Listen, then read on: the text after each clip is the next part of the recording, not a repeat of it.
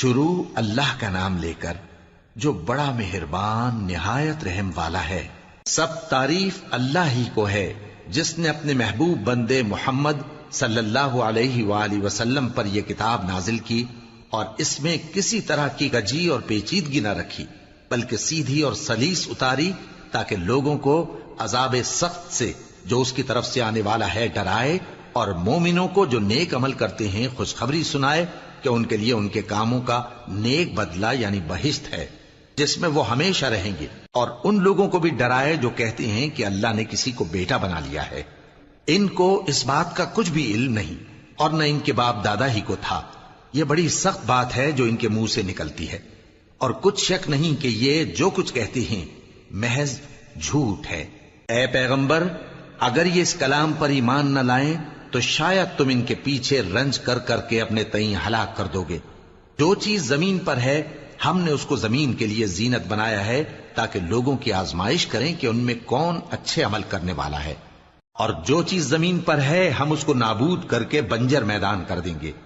کیا تم خیال کرتے ہو کہ غار اور لوح والے ہماری نشانیوں میں سے عجیب تھے؟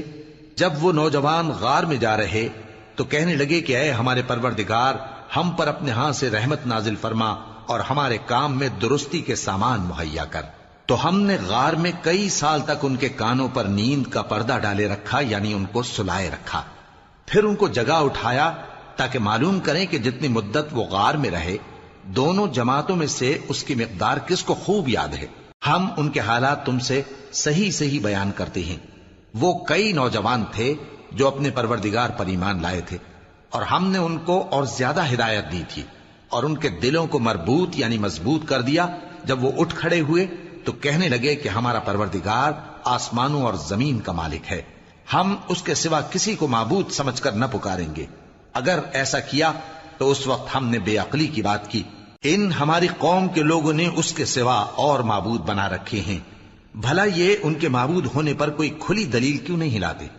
تو اس سے زیادہ کون ظالم ہے جو اللہ پر جھوٹ باندھے؟ اور جب تم نے ان مشرکوں سے اور جن کی یہ اللہ کے سوا عبادت کرتے ہیں ان سے کنارہ کر لیا ہے تو غار میں چل رہو، تمہارا پروردگار تمہارے لیے اپنی رحمت وسیع کر دے گا اور تمہارے کاموں میں آسانی کے سامان مہیا کرے گا۔ اور جب سورج نکلے تو تم دیکھو کہ دھوپ ان کے غار سے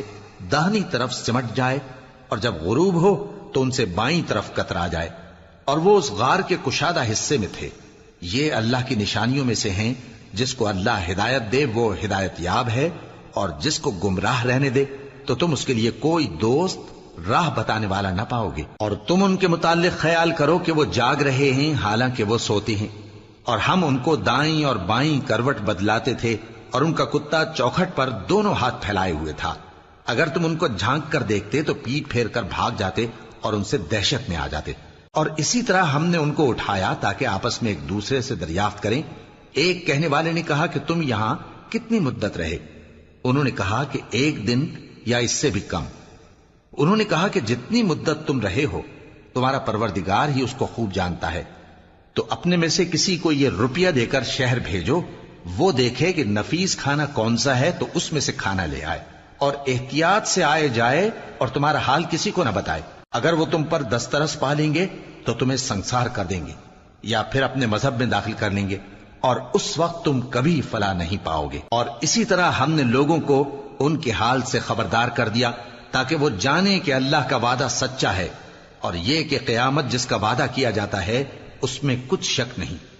اس وقت لوگ ان کے بارے میں باہم جھگڑنے لگے اور کہنے لگے کہ ان کے غار پر عمارت بنا دو۔ ان کا پروردگار ان کے حال سے خوب واقف ہے۔ جو لوگ ان کے معاملے میں غلبہ رکھتے تھے وہ کہنے لگے کہ ہم ان کے غار پر مسجد بنائیں گے۔ بعض لوگ اٹکل پچو کہیں گے کہ وہ 3 تھے اور چوتھا ان کا کتا تھا، اور بعض کہیں گے کہ وہ 5 تھے اور چھٹا ان کا کتا تھا، اور بعض کہیں گے کہ وہ 7 تھے اور 8واں ان کا کتا تھا۔ کہہ دو کہ میرا پروردگار ہی ان کے شمار سے خوب واقف ہے، ان کو جانتے بھی ہیں تو تھوڑے ہی لوگ جانتے ہیں۔ تو تم ان کے معاملے میں بحث نہ کرنا مگر سرسری سی بحث، اور نہ ان کے بارے میں ان میں سے کسی سے کچھ دریافت ہی کرنا، اور کسی کام کی نسبت نہ کہنا کہ میں اسے کل کر دوں گا، مگر انشاءاللہ کہہ کر یعنی اگر اللہ چاہے تو کر دوں گا۔ اور جب اللہ کا نام لینا بھول جاؤ تو یاد آنے پر لے لو۔ اور کہہ دو کہ امید ہے کہ میرا پروردگار مجھے اس سے بھی زیادہ ہدایت کی باتیں بتائے۔ اور اصحاب کہف اپنے غار میں 9 پر 300 سال رہے۔ کہہ دو کہ جتنی مدت وہ رہے اسے اللہ ہی خوب جانتا ہے، اسی کو آسمانوں اور زمین کی پوشیدہ باتیں معلوم ہیں، وہ کیا خوب دیکھنے والا اور کیا خوب سننے والا ہے۔ اس کے سوا ان کا کوئی کارساز نہیں، اور نہ وہ اپنے حکم میں کسی کو شریک کرتا ہے۔ اور اپنے پروردگار کی کتاب کو جو تمہارے پاس بھیجی جاتی ہے پڑھتے رہا کرو، اس کی باتوں کو کوئی بدلنے والا نہیں، اور اس کے سوا تم کہیں پناہ بھی نہیں پاؤ گے۔ اور جو لوگ صبح و شام اپنے پروردگار کو پکارتے اور اس کی خوشنودی کے طالب ہیں، ان کے ساتھ صبر کرتے رہو، اور تمہاری نگاہیں ان میں سے گزر کر اور طرف نہ دوڑیں کہ تم دنیاوی زندگی کی رونقوں کے خواستگار ہو جاؤ۔ اور جس شخص کے دل کو ہم نے اپنی یاد سے غافل کر دیا ہے اور وہ اپنی خواہش کی پیروی کرتا ہے اور اس کا کام حد سے بڑھ گیا ہے، اس کا کہا نہ ماننا۔ اور کہہ دو کہ لوگوں، یہ قرآن تمہارے پروردگار کی طرف سے برحق ہے، تو جو چاہے ایمان لائے اور جو چاہے کافر رہے۔ ہم نے ظالموں کے لیے دوزخ کی آگ تیار کر رکھی ہے جس کی قناتیں ان کو گھیر رہی ہوں گی، اور اگر فریاد کریں گے تو ایسے کھولتے ہوئے پانی سے ان کی داد رسی کی جائے گی جو پگھلے ہوئے تانبے کی طرح گرم ہوگا، اور جو ان کے چہروں کو بھون ڈالے گا۔ ان کے پینے کا پانی بھی برا اور آرام گاہ بھی بری۔ اور جو ایمان لائے اور کام بھی نیک کرتے رہے تو ہم نیک کام کرنے والوں کا اجر ضائع نہیں کرتے۔ ایمان لائے اور کام بھی نیک کرتے رہے تو ہم نیک کام کرنے والوں کا اجر ضائع نہیں کرتے۔ ایسے لوگوں کے لیے ہمیشہ رہنے کے باغ ہیں جن میں ان کے محلوں کے نیچے نہریں بہ رہی ہیں، ان کو وہاں سونے کے کنگن پہنائے جائیں گے، اور وہ باریک دیبا اور اطلس کے سبز کپڑے پہنا کریں گے، اور تختوں پر تکیے لگا کر بیٹھا کریں گے۔ کیا خوب بدلہ اور کیا خوب آرام گاہ ہے۔ اور ان سے 2 شخصوں کا حال بیان کرو جن میں سے ایک کو ہم نے انگور کے 2 باغ عنایت کیے تھے اور ان کے گردا گرد کھجوروں کے درخت لگا دیے تھے، اور ان کے درمیان کھیتی پیدا کر دی تھی۔ دونوں باغ کثرت سے پھل لاتے اور اس کی پیداوار میں کسی طرح کی کمی نہ ہوتی، اور دونوں میں ہم نے ایک نہر بھی جاری کر رکھی تھی، اور اس طرح اس شخص کو ان کی پیداوار ملتی رہتی تھی۔ تو ایک دن جبکہ وہ اپنے دوست سے باتیں کر رہا تھا، کہنے لگا کہ میں تم سے مال و دولت میں بھی زیادہ ہوں اور جتھے اور جماعت کے لحاظ سے بھی زیادہ عزت والا ہوں، اور ایسی شیخیوں سے اپنے حق میں ظلم کرتا ہوا اپنے باغ میں داخل ہوا۔ کہنے لگا کہ میں نہیں خیال کرتا کہ یہ باغ کبھی تباہ ہو، اور نہ خیال کرتا ہوں کہ قیامت برپا ہو، اور اگر میں اپنے پروردگار کی طرف لوٹایا بھی جاؤں تو وہاں ضرور اس سے اچھی جگہ پاؤں گا۔ تو اس کا دوست جو اس سے گفتگو کر رہا تھا کہنے لگا کہ کیا تم اس ذات سے کفر کرتے ہو جس نے تم کو مٹی سے پیدا کیا، پھر نطفے سے، پھر تمہیں پورا آدمی بنایا؟ مگر میں تو یہ کہتا ہوں کہ اللہ ہی میرا پروردگار ہے، اور میں اپنے پروردگار کے ساتھ کسی کو شریک نہیں کرتا۔ اور جب تم اپنے باغ میں داخل ہوئے تو تم نے ما شاء اللہ لا قوت الا باللہ کیوں نہ کہا؟ اگر تم مجھے مال و اولاد میں اپنے سے کمتر دیکھتے ہو تو عجب نہیں کہ میرا پروردگار مجھے تمہارے باغ سے بہتر عطا فرمائے، اور تمہارے اس باغ پر آسمان سے آفت بھیج دے تو وہ صاف میدان ہو جائے، یا اس باغ کی نہر کا پانی گہرائی میں اتر جائے تو پھر تم اسے تلاش نہ کر سکو، اور اس کے میووں کو عذاب نے آ گھیرا اور وہ اپنی چھتریوں پر گر کر رہ گیا، تو جو مال اس نے اس پر خرچ کیا تھا اس پر حسرت سے ہاتھ ملنے لگا اور کہنے لگا کہ کاش میں اپنے پروردگار کے ساتھ کسی کو شریک نہ بناتا۔ اس وقت اللہ کے سوا کوئی جماعت اس کی مددگار نہ ہوئی اور نہ وہ بدلہ لے سکا۔ یہاں سے ثابت ہوا کہ حکومت سب اللہ کی ہے، جو معبود برحق ہے وہی بہترین ثواب عطا کرنے والا اور بہترین انجام لانے والا ہے۔ اور ان سے دنیا کی زندگی کی مثال بھی بیان کر دو کہ وہ ایسی ہے جیسے پانی جسے ہم نے آسمان سے برسایا تو اس کے ساتھ زمین کی پیداوار مل کر نکلی، پھر وہ چورا چورا ہو گئی کہ ہوائیں اسے اڑاتی پھرتی ہیں، اور اللہ تو ہر چیز پر قدرت رکھتا ہے۔ مال اور بیٹے تو دنیا کی زندگی کی رونق و زینت ہیں، اور نیکیاں جو باقی رہنے والی ہیں وہ ثواب کے لحاظ سے تمہارے پروردگار کے ہاں بہت اچھی اور امید کے لحاظ سے بہت بہتر ہیں۔ اور جس دن ہم پہاڑوں کو چلائیں گے اور تم زمین کو صاف میدان دیکھو گے، اور ان لوگوں کو ہم جمع کر لیں گے تو ان میں سے کسی کو بھی نہیں چھوڑیں گے، اور سب تمہارے پروردگار کے سامنے صف باندھ کر لائے جائیں گے، تو ہم ان سے کہیں گے کہ جس طرح ہم نے تم کو پہلی بار پیدا کیا تھا اسی طرح آج تم ہمارے سامنے آئے، لیکن تم نے تو یہ خیال کر رکھا تھا کہ ہم نے تمہارے لیے قیامت کا کوئی وقت مقرر ہی نہیں کیا، اور اعمال کی کتاب کھول کر رکھی جائے گی تو تم گناہگاروں کو دیکھو گے کہ جو کچھ اس میں لکھا ہوگا اس سے ڈر رہے ہوں گے، اور کہیں گے ہائے شامت، یہ کیسی کتاب ہے کہ نہ چھوٹی بات کو چھوڑتی ہے نہ بڑی کو، کوئی بات بھی نہیں مگر اسے لکھ رکھا ہے، اور جو جو عمل کیے ہوں گے سب کو حاضر پائیں گے، اور تمہارا پروردگار کسی پر ظلم نہیں کرے گا۔ اور جب ہم نے فرشتوں کو حکم دیا کہ آدم کو سجدہ کرو تو سب نے سجدہ کیا مگر ابلیس نے نہ کیا، وہ جنات میں سے تھا تو اپنے پروردگار کے حکم سے باہر ہو گیا۔ کیا تم اس کو اور اس کی اولاد کو میرے سوا دوست بناتے ہو، حالانکہ وہ تمہارے دشمن ہیں، اور شیطان کی دوستی ظالموں کے لیے اللہ کی دوستی کا برا بدل ہے۔ میں نے ان کو نہ تو آسمانوں اور زمین کے پیدا کرنے کے وقت بلایا تھا اور نہ خود ان کے پیدا کرنے کے وقت، اور میں ایسا نہ تھا کہ گمراہ کرنے والوں کو مددگار بناتا۔ اور جس دن اللہ فرمائے گا کہ اب میرے شریکوں کو جن کی نسبت تم معبود ہونے کا گمان رکھتے تھے بلاؤ، تو وہ ان کو بلائیں گے مگر وہ ان کو کچھ جواب نہ دیں گے، اور ہم ان کے درمیان ہلاکت کی ایک جگہ بنا دیں گے، اور گناہگار لوگ دوزخ کو دیکھیں گے تو یقین کر لیں گے کہ وہ اس میں پڑنے والے ہیں، اور اس سے بچنے کا کوئی راستہ نہ پائیں گے۔ اور ہم نے اس قرآن میں لوگوں کے سمجھانے کے لیے طرح طرح کی مثالیں بیان فرمائی ہیں، لیکن انسان سب چیزوں سے بڑھ کر جھگڑالو ہے، اور لوگوں کے پاس جب ہدایت آ گئی تو ان کو کس چیز نے منع کیا کہ ایمان لائیں اور اپنے پروردگار سے بخشش مانگیں، بجز اس کے کہ اس بات کے منتظر ہوں کہ انہیں بھی پہلوں کا سا معاملہ پیش آئے یا ان پر عذاب سامنے سے آ جائے۔ اور ہم جو پیغمبروں کو بھیجا کرتے ہیں تو صرف اس لیے کہ لوگوں کو اللہ کی نعمتوں کی خوشخبریاں سنائیں اور عذاب سے ڈرائیں، اور جو کافر ہیں وہ باطل کی مدد سے جھگڑا کرتے ہیں تاکہ اس سے حق کو پھسلا دیں، اور انہوں نے ہماری آیتوں کو اور جس چیز سے ان کو ڈرایا جاتا ہے اسے ہنسی بنا لیا ہے۔ اور اس سے بڑھ کر ظالم کون، جس کو اس کے پروردگار کی آیات کے ذریعے سمجھایا گیا تو اس نے ان سے منہ پھیر لیا، اور جو اعمال وہ آگے کر چکا اس کو بھول گیا۔ ہم نے ان کے دلوں پر پردے ڈال دیے کہ اسے سمجھ نہ سکیں، اور کانوں میں ثقل پیدا کر دیا ہے کہ سن نہ سکیں، اور اگر تم ان کو رستے کی طرف بلاؤ تو کبھی رستے پر نہ آئیں گے، اور تمہارا پروردگار بخشنے والا صاحب رحمت ہے۔ اگر وہ ان کے کرتوتوں پر ان کو پکڑنے لگے تو ان پر جھٹ عذاب بھیج دے، مگر ان کے لیے ایک وقت مقرر کر رکھا ہے کہ اس کے عذاب سے کوئی پناہ کی جگہ نہ پائیں گے۔ اور یہ بستیاں جو ویران پڑی ہیں، جب انہوں نے کفر کر کے ظلم کیا تو ہم نے ان کو تباہ کر دیا، اور ان کی تباہی کے لیے ایک وقت مقرر کر دیا تھا۔ اور جب موسیٰ نے اپنے شاگرد سے کہا کہ جب تک میں دو دریاؤں کے ملنے کی جگہ نہ پہنچ جاؤں ٹلنے کا نہیں، خاص صدیوں چلتا رہوں، پھر جب وہ دونوں ان دریاؤں کے سنگم پر پہنچے تو اپنی مچھلی بھول گئے، پھر اس مچھلی نے دریا میں سرنگ کی طرح اپنا راستہ بنا لیا۔ جب آگے چلے تو موسیٰ نے اپنے شاگرد سے کہا کہ ہمارا کھانا لاؤ، اس سفر سے ہم کو بہت تکان ہو گئی ہے۔ اس نے کہا کہ بھلا آپ نے دیکھا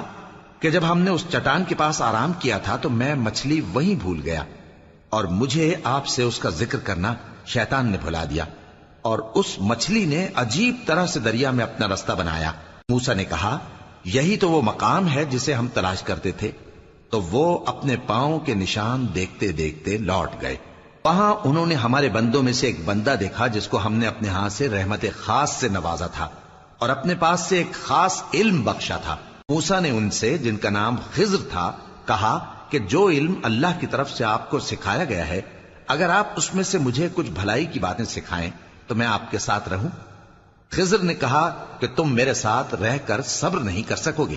اور جس بات کی تمہیں خبر ہی نہیں اس پر صبر کر بھی کیسے سکتے ہو؟ موسیٰ نے کہا اللہ نے چاہا تو آپ مجھے صابر پائیے گا، اور میں آپ کے ارشاد کے خلاف نہیں کروں گا۔ خضر نے کہا اگر تم میرے ساتھ رہنا چاہو تو شرط یہ ہے مجھ سے کوئی بات نہ پوچھنا جب تک میں خود اس کا ذکر تم سے نہ کروں۔ تو دونوں چل پڑے،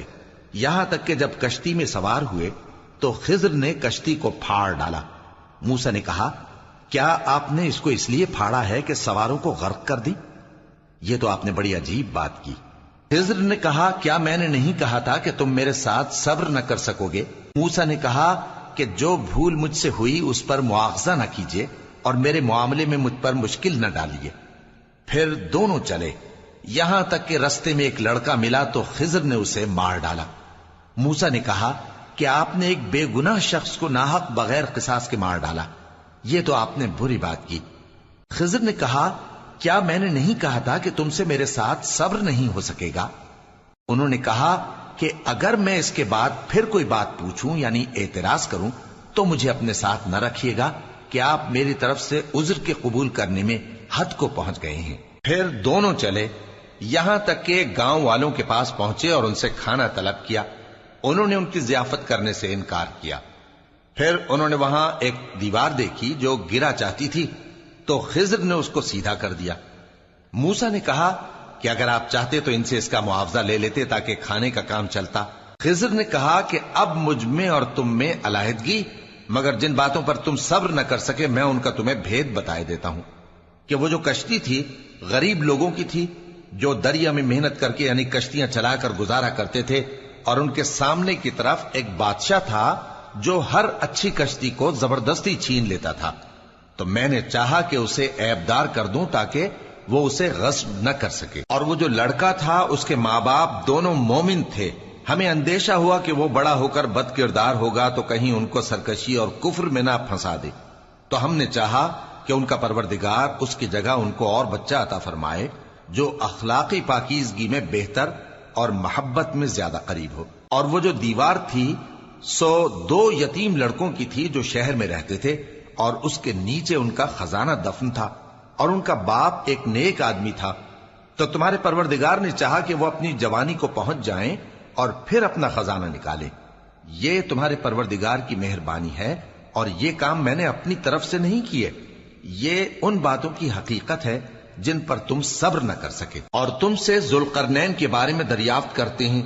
کہہ دو کہ میں اس کا کسی قدر حال تمہیں پڑھ کر سناتا ہوں۔ ہم نے اس کو زمین میں بڑا اقتدار دیا تھا اور ہر طرح کا سامان اس کو عطا کیا تھا، تو اس نے ایک سفر کا سامان کیا، یہاں تک کہ جب سورج کے غروب ہونے کی جگہ پہنچا تو اسے ایسا پایا کہ ایک کیچڑ والے چشمے میں ڈوب رہا ہے،